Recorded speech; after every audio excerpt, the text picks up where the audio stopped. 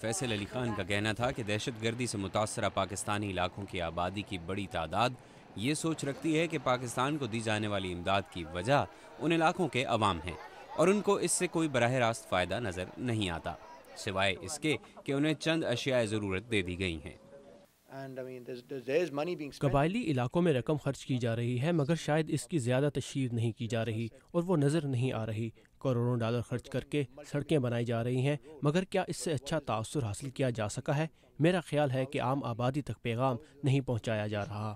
شجاع نواز Atlantic council میں جنوبی ایشیائی امور کے ماہر ہیں۔ وہ کہتے ہیں کہ کیری لوگر بل کی امدادی رقم یا پاک افغان سرحدی علاقوں میں روزگار پیدا کرنے کے لیے آروزیز کی طرح کے دوسرے ترقیاتی پروجیکٹس شروع نہ ہو سکنے کی وجہ منصوبوں کا نہ ہونا ہے۔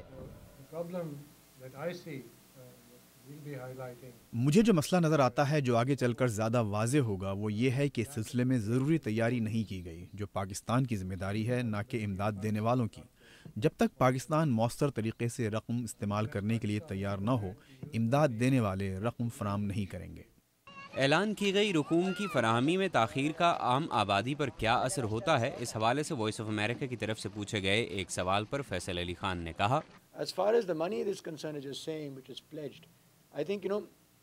sometimes there is sort of negativity in large sums of money being publicly announced.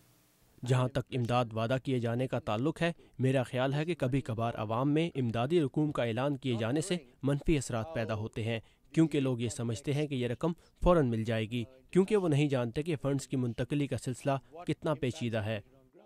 Faisal Ali Khan نے عوام میں مایوسی اور منفی رجحان پیدا کرنے کے لیے پاکستانی میڈیا کو بھی مورد الزام ٹھہرایا۔